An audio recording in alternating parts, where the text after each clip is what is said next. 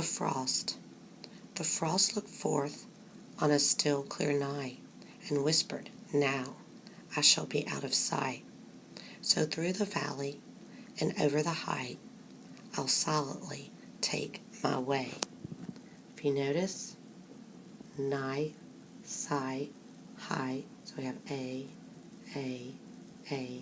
B as our rhyme scheme. You notice the frost is taken on a persona. We have human characteristics, so we have personification. Stanza 2.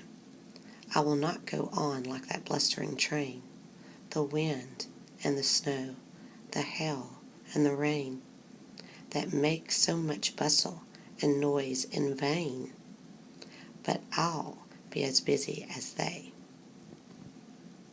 He flew up and powdered the mountain's crest. Notice how stanza 1 and 2 are both written in first person. Then we start stanza 3 and we have a shift and we have this written in third person. He flew up and powdered the mountain's crest. He lit on the trees and their boughs he dressed with diamonds and pearls and over the breast. So he's dressing the trees with diamonds and pearls. I wonder what that literally means. He's figuratively saying diamonds and pearls, but I wonder what literally frost is doing to the trees. With diamonds and pearls and over the breast of the quivering lake he spread a bright coat of mail that it need no fear, the glittering point of many a spear, that he hung on its margin far and near, where a rock was rearing its ugly head, or its head. I added the ugly because that's most commonly an idiom where you say something reared its ugly head. Here we have personification and an idiom. Let's look at the last line again so I can read it correctly. Where a rock was rearing its head. He went to the windows of those who slept, and over each pane like a fairy crept. So we have simile. Wherever he breathed, wherever he stepped, most beautiful things were seen. By morning's first light there were flowers and trees, with bevies of birds and swarms of bright bees. Wow. So we've gone from kind of a wintry scene to maybe a shift or change. There were cities, temples, and towers, and these all pictured, in a silvery sheen. So we still have that frost. But one thing he did that was hardly fair. He peeped in the cupboard, and finding there that none had remembered for him to prepare. Now just to set them a-thinking, I'll bite their rich basket of fruit, said he. This burly old pitcher I'll burst in the 30, and the glass with the water they've left for me shall sink to tell them I'm drinking. And that's kind of an onomatopoeia word there. So here we have all the things the frost will do to let the people of the community know that he has been there. Apparently they were unprepared for the frost, so he let them know all the things he could control, and now they were out of control because they were not warned or didn't have the foresight to prepare for the frost coming.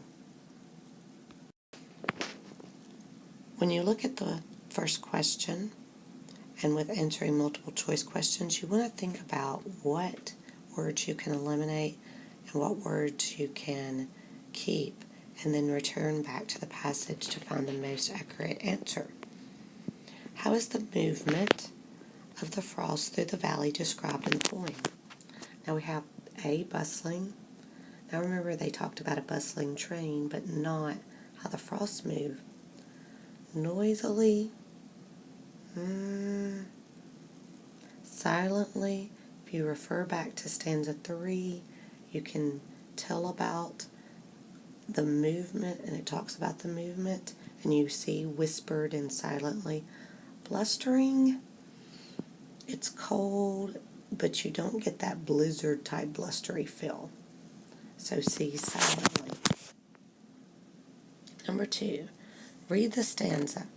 He lit on the trees, and their boughs he dressed with diamonds and pearls. Also notice that those words in the think aloud. What did the frost do to the tree boughs? The frost breathed on the trees. Well, it did say that. The frost powdered the trees with snow. That was mentioned. The frost lit the branches with sparkling ice. The frost spread a bright coat of sparkling armor like plates. We can definitely eliminate that. And we know that that was a line. What did the frost do to the tree boughs? Okay. The frost did, he talked about breathed on the trees.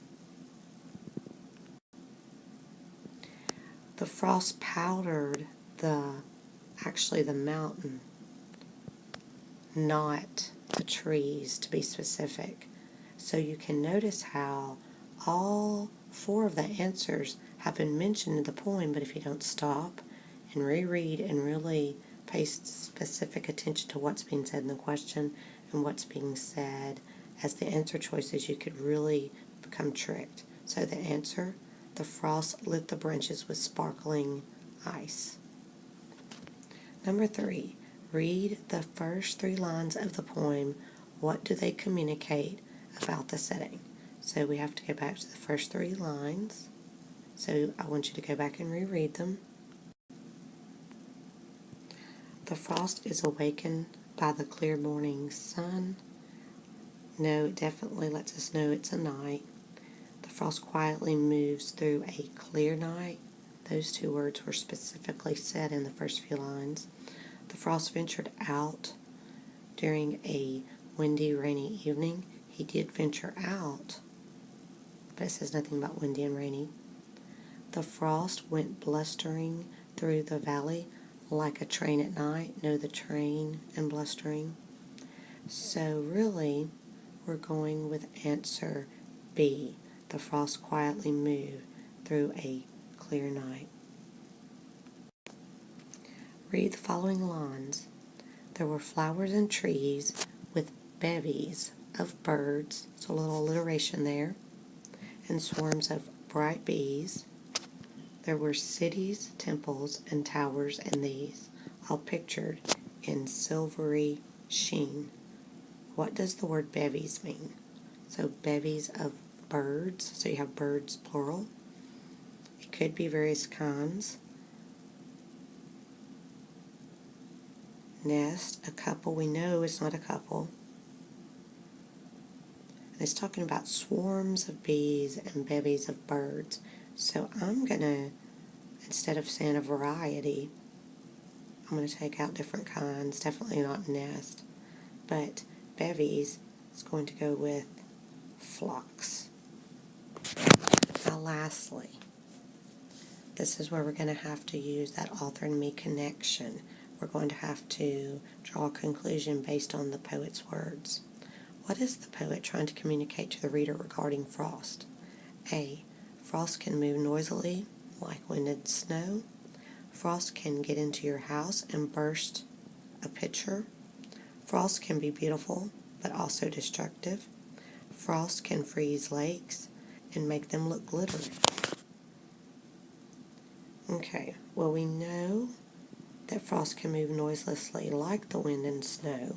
We know that that's true. Frost can get into your house and burst a pitcher. It did give a detail like that. But to overall say what the poet's trying to say about over the course of the entire poem, frost can be beautiful but also destructive. Let's look at the last one. Frost can freeze lakes and make them look glittery. I'm not going to say all 3, A, B, and D, are not details, but the best conclusion would be C. I want you to think about the way I went through the poem and eliminated the answers I knew, or the choices I knew that could not be the answer. Then I referred back to the text to make sure I could distinctly conclude which was the best answer for each question.